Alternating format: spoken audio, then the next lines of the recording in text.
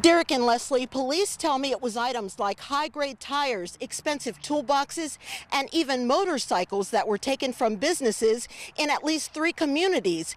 And tonight, they have suspects in mind. They even have plenty of evidence. And as far as the investigation, well, they tell me it's far from over. While police say heroics are not the best way to handle a situation like this, Vicky says the suspect was a short, white, thin male who looked like he was in his 30s, but was kind of hunched over, and she thought she could take him. Good evening, Derek. It was at this Austintown soccer field and one in Poland where an organized group of thieves wasn't playing games. They smashed in car windows and also stole purses and wallets.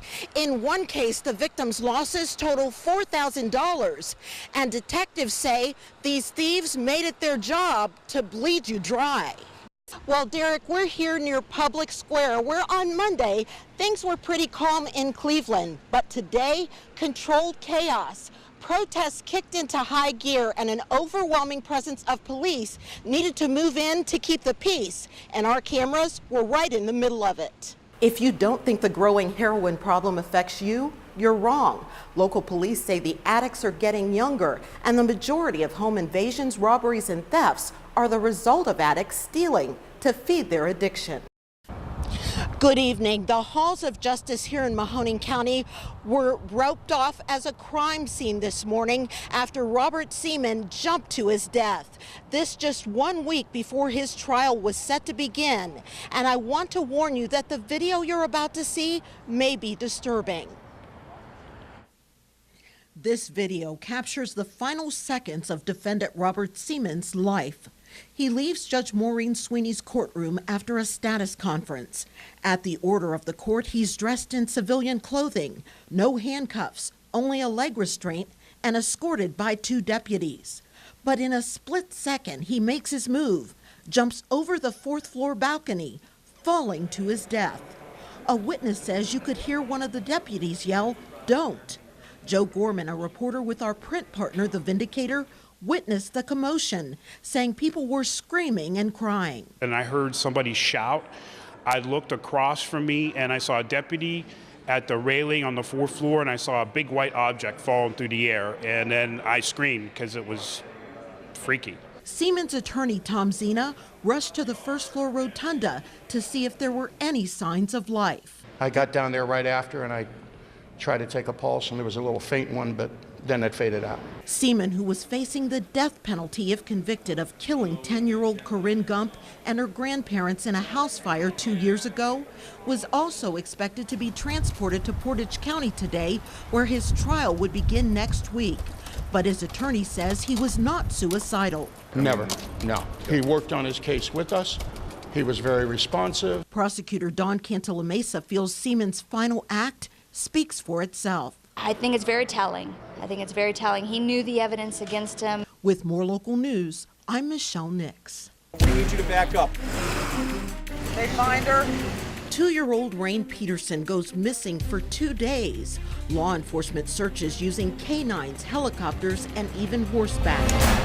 A shot fired on Duck Creek Road leads to a call-out of the SWAT team and hours of attempted negotiations with a man the sheriff believes is barricaded inside of his home. Just 2 examples of where a drone could have changed the course of the negotiations and could have saved countless man-hours. Recently, we had a situation where we weren't sure whether the subject was barricaded or not, and this would have been an ideal situation for us to use a drone to get a better look inside the house where we weren't quite sure what the situation was. The Mahoning County Sheriff's Department now has a special drone unit in place, the first in the area, a new tool in their arsenal that could be the future of crime fighting. The FAA training and certification for 5 members of the Mahoning County Sheriff's Department cost about $3,000. But the sheriff says it's worth every penny if it helps locate one missing child or a loved one. The unmanned aerial vehicle that looks like a toy and is operated by remote control is able to get to places where it would be too costly or dangerous for humans to go. And it's already been deployed to help search for a missing suspect from a chase in Jackson Township. But the sheriff hopes to do so much more in the Tri-County area. Number one, because I really think it'll help everybody, especially when it comes to missing children, barricaded suspects, search and rescue, hazardous materials. We can deploy very rapidly. Once we get that phone call, we're in the car and we can be set up in less than 5 minutes. So it seems when it comes to crime fighting, the possibilities are endless. What's really impressive? The drone is equipped with an infrared or thermal camera for night vision, so it can be used 24 hours a day to search and do surveillance. It also has active track. Just touch the screen when you spot a suspect or a vehicle, and it will automatically follow them wherever they go. With more local news, I'm Michelle Nix. This is a story of love, loss, and hope, delivered in a most unusual way. 6 years overdue. I just had it in my hand and started to cry. A sign that just maybe there is life after death and a true love that endures. Always. I just feel like it was his way of saying, I'm still here and I'm watching over you.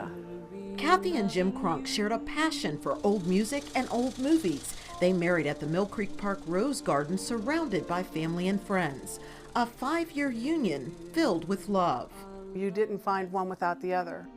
A courtship and kinship that seemed to define love.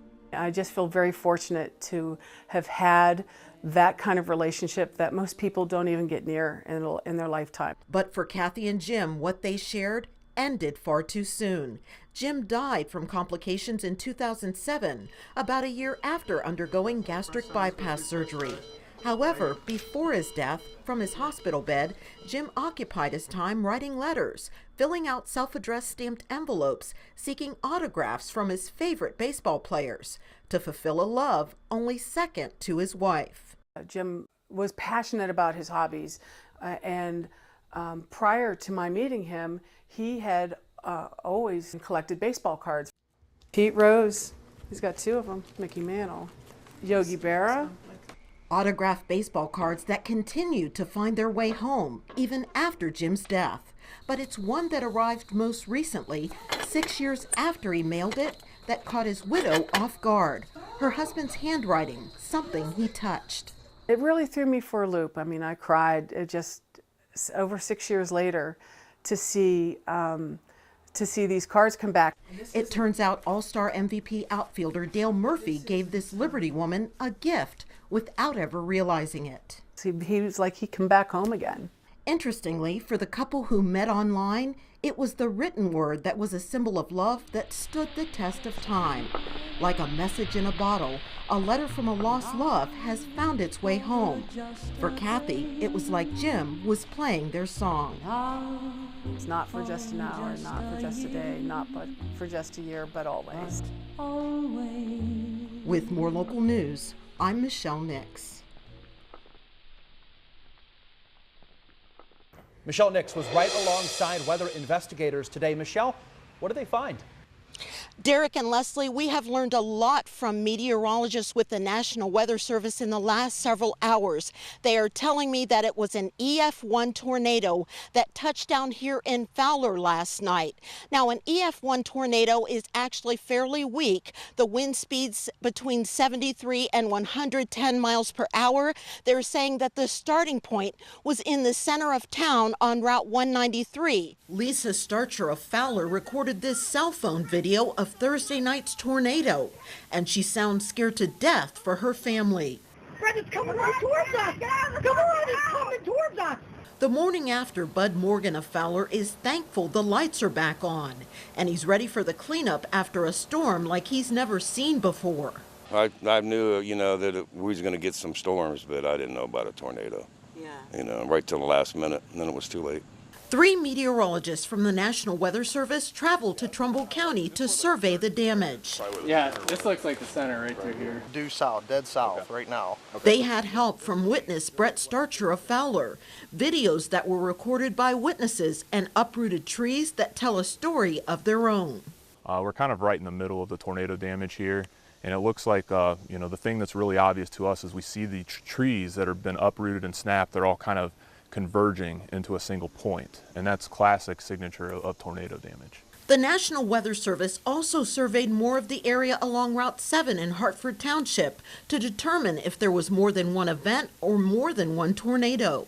Some Trumbull County communities wanted to sound their tornado sirens when the skies literally turned threatening last night, but they hesitated to do so because the National Weather Service hadn't issued a warning yet. The tornado warning was issued at 7:05 p.m. and the tornado was spotted at 7:18. So there are occasions where, people may be seeing a tornado, and until we know about that, then we might not have all the criteria or all the data necessary to make that determination. So if you feel in danger, warning or not, shelter in place. With more local news, I'm Michelle Nix.